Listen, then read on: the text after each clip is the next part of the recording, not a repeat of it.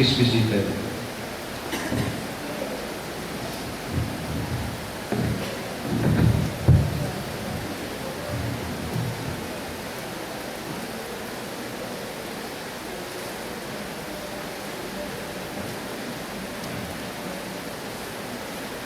Bismillahirrahmanirrahim.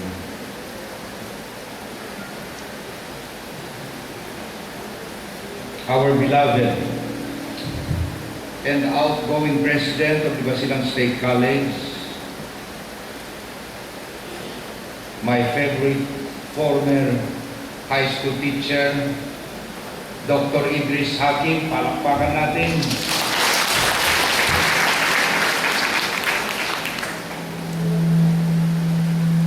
The incoming President of the Basilan State College, who is a product of this institution, and now taking over the presidency of the college, Dr. Haji Nasser Salain, and his supportive and loving wife, Mrs. Haifa Salain,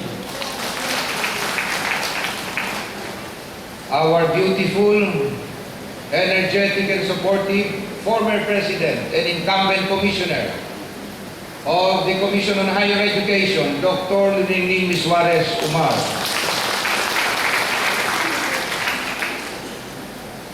Our beautiful Regional Director, supportive as well in our quest for education, Dr. Emily Luyanga,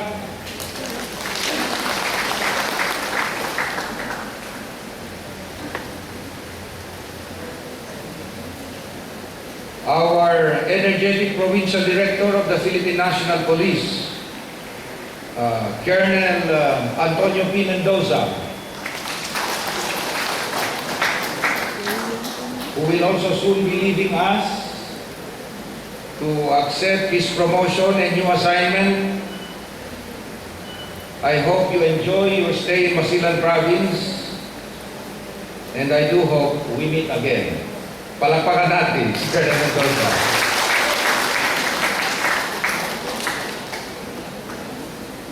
Dr. Yolanda Alcala, Dr. Jacinta Tan, Regional Supervisor of the Commission on Higher Education, and of course, my favorite teacher, Siti Hayran Princess Ibrahim, the most beautiful First Lady of Dr. Isa Ibrahim, Principal of the Basilan National High School. Last but not the least, my dear friend, and our first Yakan Labor Attaché, who came all the way from the Kingdom of Saudi Arabia, Labor Attaché Adam Musa. Palakpakan natin. The other distinguished guests, especially the members of the Board of Trustees of this institution, my friend Professor Jerry Hamja from Western Mindanao State University, members of the faculty, students, ladies and gentlemen, Assalamu alaikum wa rahmatullah. Peace be with you, and may the blessing of Allah Almighty be upon every one of us. This last week of June is really significant and historical to every one of us. 5 days from today, on June 30, will be the inaugural of the new President of the Republic of the Philippines, President Benigno Simeon Cojuangco Aquino III, and Vice President Jejomar Cabawatan Binay, at the famous President Quirino Grandstand in the city of Manila. That day will mark the last official function of President Gloria Macapagal Arroyo, as she will ride together with the new president in the presidential limousine to the Quirino Grandstand. After the swearing-in of the new president, and even before the next president will be able to take his oath and start his inaugural speech to the nation, outgoing President Arroyo will quietly leave the scene, ride her private vehicle to her residence in Quezon City. That is also the similitude of today's turnover ceremony.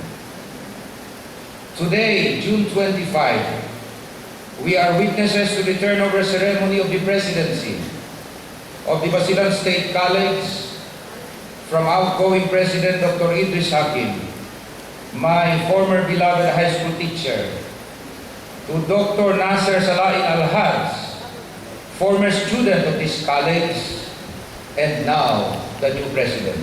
Palakpakan natin, Dr. Nasser Salain. To the outgoing president, Dr. Idris Hakim, thank you and congratulations for successfully completing your mandate as president of this institution. Your legacy to the college is something that your successor can learn from and use as reference. I am sure you are feeling fulfilled and happy to lead a growing institution. And I am certain you have taught many things to your subordinates and students during your incumbency. On the other hand, you may have some regrets. It only shows that no matter how energetic and resourceful a leader is, she can never accomplish everything, even if he or she wanted to, because of the limitation in resources, time constraint, and internal and external factors. Anyway, to sum it all, I think you did a good job as president of the Basilan State College. Palakpakan natin. To the new president of the Basilan State College, as founder of the institution, I am proud of this legacy and I welcome you to your alma mater. Today, the mace of the presidency of the college will be handed to you. It is a symbol of authority and leadership, which carries with it great responsibility and accountability. The torch of knowledge is now in your hands. Use it effectively to liberate our people from the bondage of ignorance and illiteracy. But most of all, you have a job to accomplish. The expectation is high. The tasks are numerous and the challenges are multifaceted. As president of the college, know what you have and harness your available resources. Your primary resource is the human resources, mainly comprising of the faculty members and the administrative staff.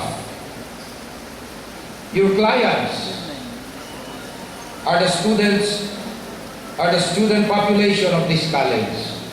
Therefore, it is incumbent upon you to improve the teaching ability of the faculty members, upgrade the school facilities, review the relevance of the current courses offered in relation to the current trends and its compatibility to the demands of the time, locally and abroad.